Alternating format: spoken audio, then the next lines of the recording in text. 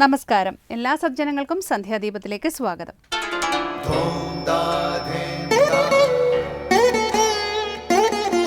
ശുഭം ഭവതു കല്യാണമായുസാരോഗ്യവർദ്ധനം സർവദുഃഖ വിനാശായ സന്ധ്യാദീപം നമോസ്തുതേ. നാമം ജപായനം പുണ്യം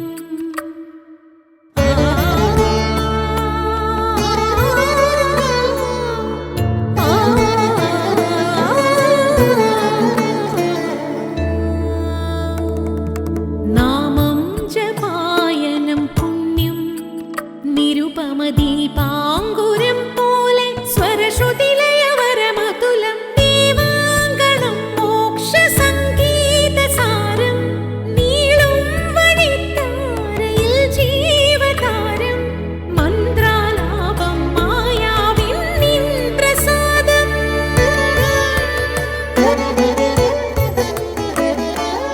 ഇരുൾ നീങ്ങിയുണരുന്ന തെളിനാളദീപം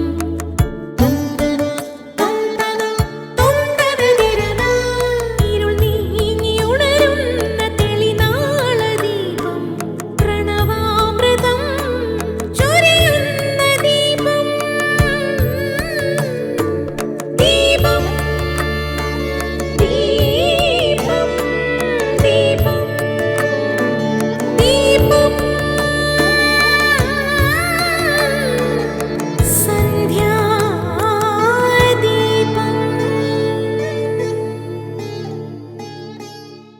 മനുഷ്യനെ മനുഷ്യനാക്കുന്ന രണ്ട് കാര്യങ്ങളാണ് ശീലവും ഗുണവും. ശീലമെന്നാൽ സത്സ്വഭാവം. ചാരിത്ര്യവും സ്വഭാവശുദ്ധിയും ഇല്ലാത്ത മനുഷ്യനെ മനുഷ്യനായി കണക്കാക്കാൻ പറ്റില്ലെന്നാണ് ശാസ്ത്രങ്ങൾ പറയുന്നത്.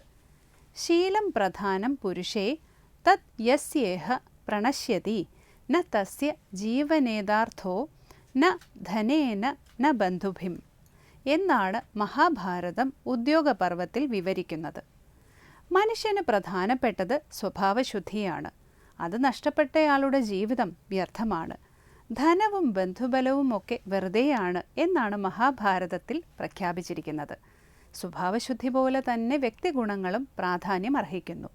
സത്യം, അസൂയാരാഹിത്യം, ക്ഷമ, ശാന്തി, സന്തുഷ്ടി, ദയ, ഔദാര്യം, ധൈര്യം, സൗഹൃദം, പ്രയത്നശീലം, കൃതജ്ഞത, കാരുണ്യം ഇങ്ങനെയുള്ള ഗുണങ്ങൾ മനുഷ്യരിൽ ഉണ്ടായിരിക്കണം. തുടർന്ന് ശ്രീ കാവാലം ശ്രീകുമാർ ദക്ഷിണാമൂർത്തി സ്തോത്രം ആലപിക്കുന്നത് കേൾക്കാം.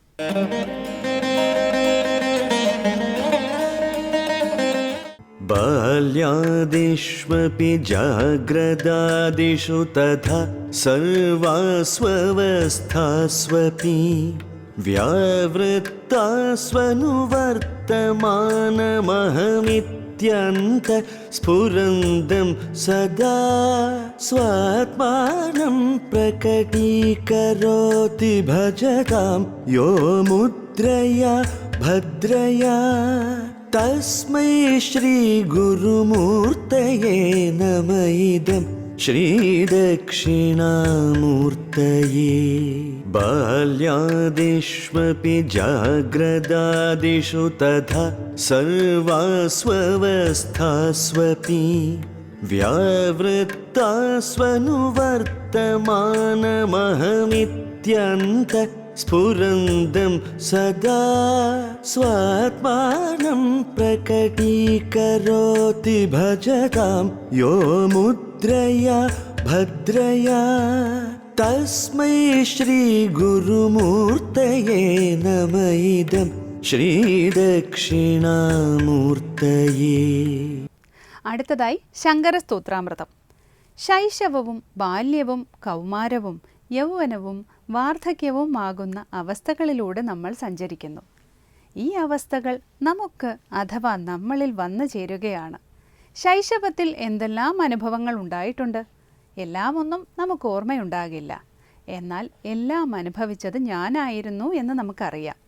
എന്നിലെ ഞാനിന് ഒരു മാറ്റവും ഇല്ല. ശ്രീ ശങ്കരാചാര്യർ രചിച്ച ദക്ഷിണാമൂർത്തി സ്തോത്രത്തിലെ ഈ ഭാഗമാണ് ഇന്ന് ശങ്കര സ്തോത്രാമൃതത്തിൽ സ്വാമി ചിദാനന്ദപുരി വ്യാഖ്യാനിക്കുന്നത്.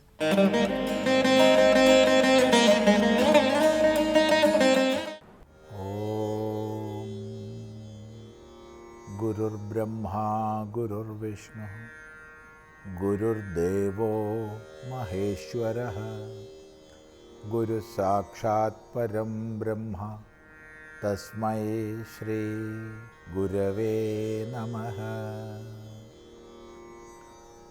ഓം സദാശിവസമാരംഭാം ശങ്കരാചാര്യമധ്യമാം അസ്മദാചാര്യപര്യന്താം വന്ദേ ഗുരുപരമ്പരാം.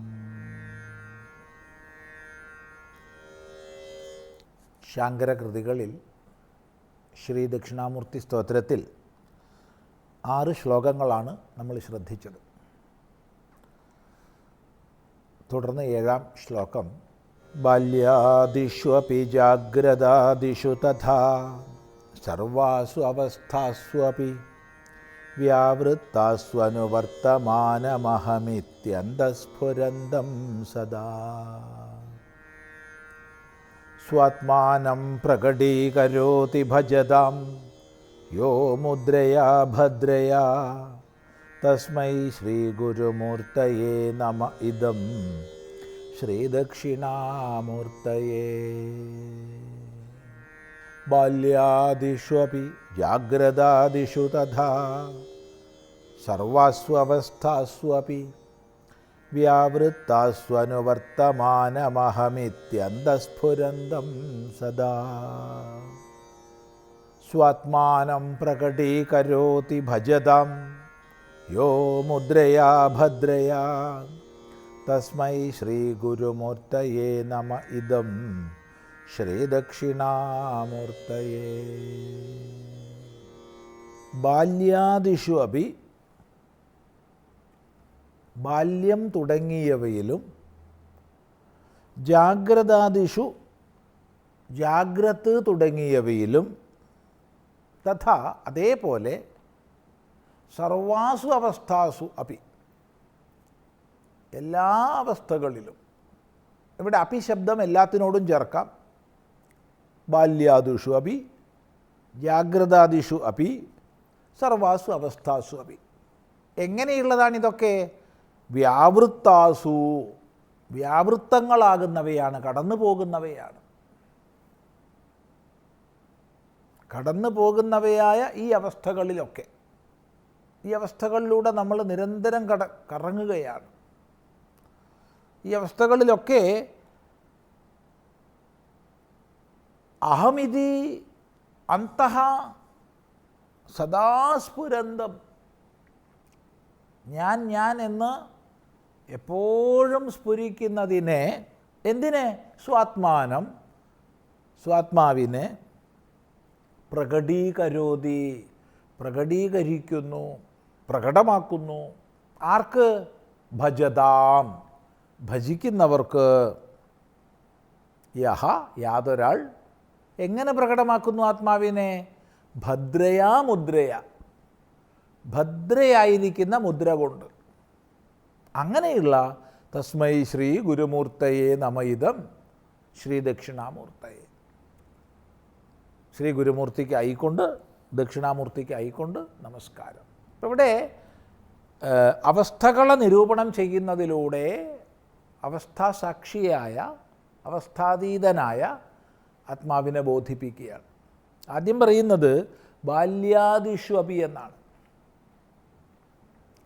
ബാല്യം തുടങ്ങിയവയിൽ. വാസ്തവത്തിൽ അവസ്ഥകൾ പറയുമ്പോൾ ശൈശവം കഴിഞ്ഞിട്ടാണ് ബാല്യം വരുന്നത്. അപ്പോൾ ശൈശവാദിഷു എന്ന് പറയാം. ശിശുവിൻ്റെ ഭാവമാണല്ലോ, ശിശുവിൻ്റെ അവസ്ഥയാണല്ലോ ശൈശവം. എന്നാൽ ഇവിടെ ബാല്യാദിഷു എന്നാണ് പറഞ്ഞത്. നമുക്ക് ശൈശവാദിഷു എന്നെടുക്കാം. എന്നാൽ പിന്നെ ശൈശവാദിഷു എന്ന് എന്തുകൊണ്ട് പറഞ്ഞില്ല? എല്ലാവർക്കും ശൈശവ സ്മൃതി ഉണ്ടായിക്കൊള്ളണമെന്നില്ല. ശൈശവത്തിൽ സംഭവിച്ച എല്ലാ വിഷയങ്ങളെയും എല്ലാവരും ഓർമ്മിച്ചോളണമെന്നില്ല. സാമാന്യമായിട്ട് ബാല്യം മുതൽക്കുള്ള ഓർമ്മയാണ് നമുക്കുണ്ടാവുന്നത്, സാമാന്യമായിട്ട്. അതുകൊണ്ടായിരിക്കണം ബാല്യം മുതൽ എന്ന് പറഞ്ഞത്. അപ്പം നമ്മുടെ ജീവിതത്തിൽ ശൈശവം, ബാല്യം, കൗമാരം, യൗവനം, വാർദ്ധക്യം. ഈ അവസ്ഥകൾ തീർത്തും വിലക്ഷണങ്ങളായിട്ടുണ്ട്. ശൈശവം, ശിശുവിൻ്റെ ഭാവം. അത് കഴിഞ്ഞാൽ ബാല്യമായി, ബാലൻ്റെ ഭാവം. ബാലൻ, ബാല രണ്ടും പറയാം. ബാല്യത്തിൽ നിന്ന് നമ്മൾ കൗമാരത്തിലേക്ക് എത്തി, കുമാരൻ്റെ ഭാവം, കുമാരിയുടെ ഭാവം. അവിടെ നിന്ന് യൗവനം, യൂനഭാവം. കുറച്ചു കാലം ജീവിതത്തിൽ യൂനഭാവം നിലനിൽക്കും, യുവത്വം. അത് കഴിഞ്ഞാൽ വാർദ്ധക്യത്തിലേക്കായി.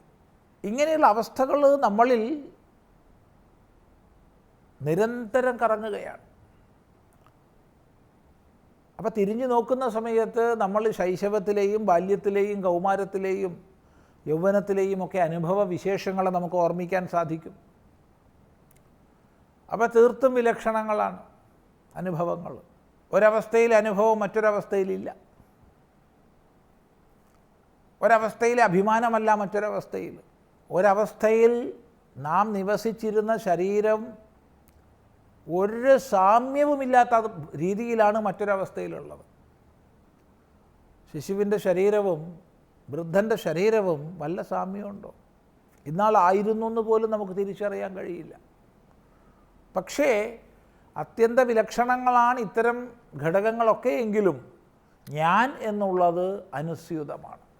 ഇതെൻ്റെ ശൈശവത്തിലെ ചിത്രമാണ്. കുറച്ചും കൂടി കടന്ന് മുന്നോട്ട് പോയി ഇത് ഞാനാണ് എന്ന് ചൂണ്ടിക്കാണിച്ചുകൊണ്ട് വൃദ്ധനായ ഒരാൾ ശൈശവത്തിലെ ഫോട്ടോ കാണിക്കുകയാണ്. അതുപോലെ അനുഭവങ്ങൾ, ഞാൻ സുഖിച്ചു, ഞാൻ ദുഃഖിച്ചു ഇത്യാദി. അപ്പം താത്പര്യം തീർത്തും വിഭിന്നങ്ങളാണ്, വിലക്ഷണങ്ങളാണെങ്കിലും ഞാൻ എന്നുള്ളത് അനുസ്യൂതമാണ്. ഇതാണ് ശൈശവാദി വിലക്ഷണങ്ങളായ അവസ്ഥയിൽ സമാനനായി ഞാനുണ്ട് എന്നുള്ള അനുസന്ധാനം. ഇതുപോലെ മറ്റു അവസ്ഥകളെക്കുറിച്ചും ചിന്തിക്കണം. അത് നമുക്ക് അടുത്ത പ്രാവശ്യം ആവട്ടെ.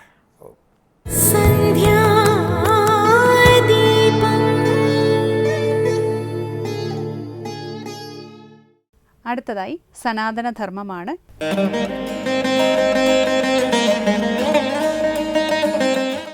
രാമായണം ഒരു ഫ്ലാഷ് ബാക്കാണ്. രാമായണം രചിക്കുന്നത് എപ്പോഴാണ് എന്ന് പറയുന്നുണ്ട്. രാമന് രാജ്യം കിട്ടിയതിന് ശേഷമാണ് വാൽമീകി രാമായണം രചിക്കുന്നത്. രാമായണം രചിച്ചിട്ട് അതാദ്യം പഠിപ്പിക്കുന്നത് രാമൻ്റെ മക്കളായിട്ടുള്ള കുശനെയും ലവനെയുമാണ്. വാൽമീകി രാമായണത്തിൽ പറയുന്നത് കുശീലവൗ എന്നാണ് പറയുന്നത്. അപ്പോൾ കുശീലവന്മാർ എന്ന പദം പ്രയോഗിച്ചിരിക്കുന്നു. സംസ്കൃതത്തിൽ കുശീലവന്മാർ എന്ന് ഇന്ന് പ്രയോഗിക്കുന്നത് നടൻ എന്ന അർത്ഥത്തിലാണ്.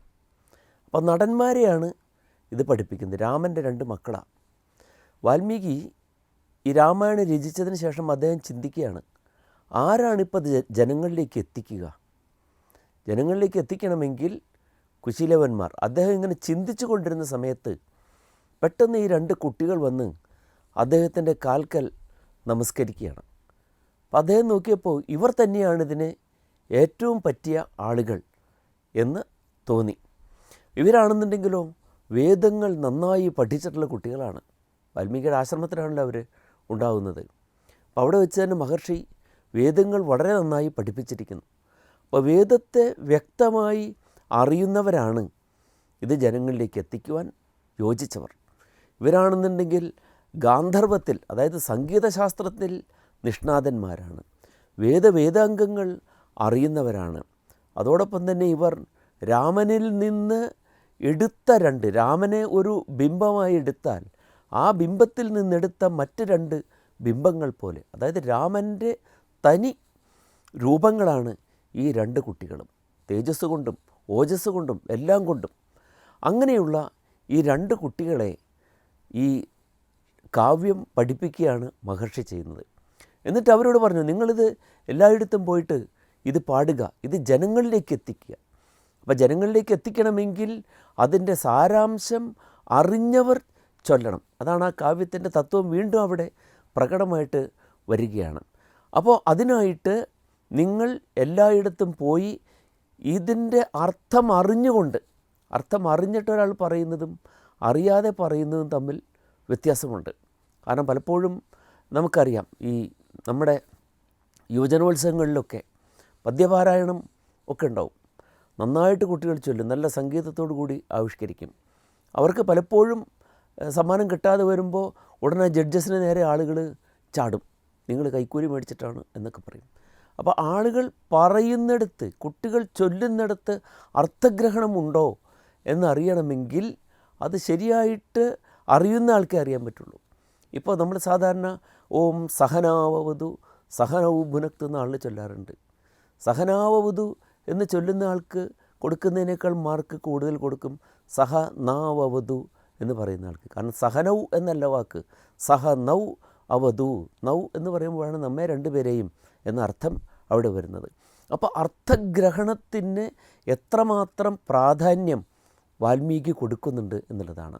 അപ്പോൾ അതുകൊണ്ടാണ് അവരെ വേദവേദാംഗങ്ങൾ പഠിച്ചവർ, സംഗീതശാസ്ത്രത്തിൽ നിഷ്ണാതരായിട്ടുള്ളവർ, മഹാതേജസ്വികളായിട്ടുള്ള ആളുകൾ. അപ്പോൾ അങ്ങനെയുള്ള 2 പേരെയാണ് അത് പഠിപ്പിക്കുന്നത്. അപ്പോൾ അത് രചിക്കുമ്പോൾ എങ്ങനെയാണ് ഇത് രചിച്ചിരിക്കുന്നത്? അതിസൂക്ഷ്മതലങ്ങളെയും സ്പർശിച്ചുകൊണ്ടാണ്. രാമൻ്റെയും സീതയുടെയും ലക്ഷ്മണൻ്റെയും സ്വകാര്യ ജീവിതത്തിൽ പോലും ഉണ്ടായിട്ടുള്ള സർവ സംഗതികളും പൂർണ്ണമായി വീക്ഷിക്കുന്നതിനുള്ള സവിശേഷമായ പാടവം അവിടെ ബ്രഹ്മാവ് നൽകിയിരുന്നു വാൽമീകിക്ക്. ഇത് നമ്മൾ മഹാഭാരതവുമായിട്ട് താരതമ്യം ചെയ്ത് നോക്കുമ്പോഴും ഇത് നമുക്ക് കാണാൻ സാധിക്കും. വേദവ്യാസൻ ധൃതരാഷ്ട്രരോട് പറയുന്നു, അങ്ങേക്ക് ഞാൻ കാഴ്ചശക്തി നൽകാം. എന്തിനാണ്? മഹാഭാരത യുദ്ധം കാണുന്നതിന് വേണ്ടി. ലോകത്തിൽ ഒരുപക്ഷെ ധൃതരാഷ്ട്രർ മാത്രമായിരിക്കും ഒരന്ധൻ തനിക്ക് കാഴ്ചശക്തി നൽകാം എന്ന് പറഞ്ഞപ്പോൾ അത് വേണ്ട പ്രഭോ എന്ന് പറഞ്ഞത്. കാരണം എന്താണ്? മക്കളുടെ യുദ്ധം, സംഗ്രാമം അത് കാണാൻ താല്പര്യമില്ല, അതുകൊണ്ട് വേണ്ടെന്ന് പറഞ്ഞത്. അപ്പോൾ അവിടെ സഞ്ജയന് സവിശേഷമായ കാഴ്ചശക്തി കൊടുത്തു. സഞ്ജയൻ കാണാതെ യാതൊന്നും ഈ മഹാഭാരത യുദ്ധത്തിൽ നടക്കുകയില്ല എന്നുള്ളത്. അതുപോലെ തന്നെയാണ് ഇവിടെ വാൽമീകിക്ക് ഒരു കാഴ്ച, ക്രാന്തദർശിത്വം കൊടുക്കുകയാണ് ബ്രഹ്മാവ്. കവികളെപ്പോഴും ക്രാന്തദർശികളാണ്. എന്താണ് ക്രാന്തദർശിയുടെ സവിശേഷത? സാധാരണ ജനങ്ങൾ കാണുന്നതിനെയും അതിക്രമിച്ച് നിൽക്കുന്ന, ക്രാന്തമായി നിൽക്കുന്ന കാര്യങ്ങളെയും കാണുന്നവരാണ് കവികൾ.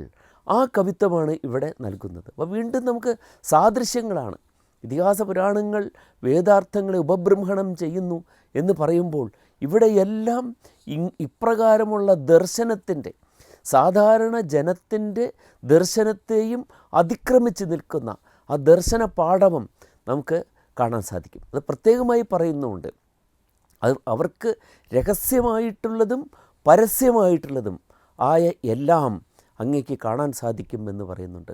അപ്പോൾ സൂക്ഷ്മതലങ്ങളുടെ, ആരുടെ ചരിതത്തെയാണോ ആവിഷ്കരിക്കുന്നത് ആ ചരിതത്തിൻ്റെ അതിസൂക്ഷ്മ തലങ്ങൾ വരെ ദർശിച്ചു കൊണ്ടുള്ളതായ ഒരു കൃതിയാണ് രാമായണം. അപ്പോൾ അതുകൊണ്ടാണ് അതിൻ്റെ സൂക്ഷ്മാംശഗ്രാഹിയായ വിധത്തിലുള്ള ആവിഷ്കാരമാണ് ആവശ്യകമായിരിക്കുന്നത്. മഹർഷിമാർ കൂടുന്നിടങ്ങളിലെല്ലാം ആ കുട്ടികൾ പോയി ഈ രാമായണ കാവ്യം ചൊല്ലി അതിൻ്റെ അർത്ഥം ഗ്രഹിച്ചു കുട്ടികളുടെ പാഠവും കൂടെ ഉൾക്കൊണ്ട മഹർഷിമാർ കുട്ടികളെ വളരെയേറെ അഭിനന്ദിച്ചു. എത്ര മനോഹരമായിട്ടാണ്, വ്യക്തമായിട്ട് അഭിനയിക്കുവാൻ പര്യാപ്തമായ വിധത്തിൽ പറയുന്ന അർത്ഥത്തിന് അഭിമുഖമായി സഹൃദയൻ്റെ മനസ്സിനെ നയിക്കലാണ് അഭിനയം എന്ന് പറയുന്നത്. അഭിമുഖമായിട്ട് നയിക്കുക. അങ്ങനെ അഭിനയിച്ചുകൊണ്ട് നടക്കുമ്പോഴാണ്. അപ്പോൾ കുട്ടികളുടെ ചൊല്ലൽ ശരിക്കും ഒരു അഭിനയം ആണ്. കാവ്യാർത്ഥത്തിൻ്റെ ആത്മാവിലേക്ക് ജനങ്ങളുടെ ഹൃദയങ്ങളെ നയിക്കുകയാണ്. അതിനാണ് നമ്മൾ സാധാരണ അഭിനയത്തിന് 4 ഭാഗം പറയാറുണ്ട്. ആംഗികം, വാചികം, ആഹാര്യം, സാത്വികം.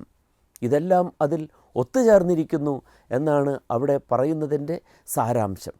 അങ്ങനെ കുട്ടികൾ പാടിക്കൊണ്ട് നടക്കുമ്പോഴാണ് ശ്രീരാമചന്ദ്രൻ തൻ്റെ രാജധാനിയിൽ നിന്നുകൊണ്ട് കുട്ടികളെ കാണുന്നത്.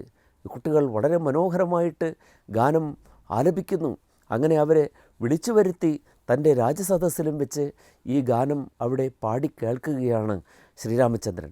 ലക്ഷ്മണനോടും ഭരതനോടും ശത്രുഘ്നനോടും എല്ലാവരോടും പറയുന്നുണ്ട്, ഇതാ ഈ ഗാനങ്ങൾ കേൾക്കുക, എത്ര സുന്ദരമായിട്ടാണിത് ആവിഷ്കരിച്ചിരിക്കുന്നത്. ആ ആവിഷ്കാരപാഠവും കുട്ടികൾ അത് ചൊല്ലുന്നതിനുള്ള മികവും സർവരെയും അത്ഭുതപ്പെടുത്തി. അങ്ങനെ സ്വന്തം ചരിതം സ്വന്തം മക്കൾ തന്നെ ആലപിക്കുന്നത് ശ്രീരാമചന്ദ്രൻ കേൾക്കുന്നതായിട്ടാണ് വാൽമീകി മഹർഷി നമ്മുടെ മുന്നിൽ അവതരിപ്പിക്കുന്നത്.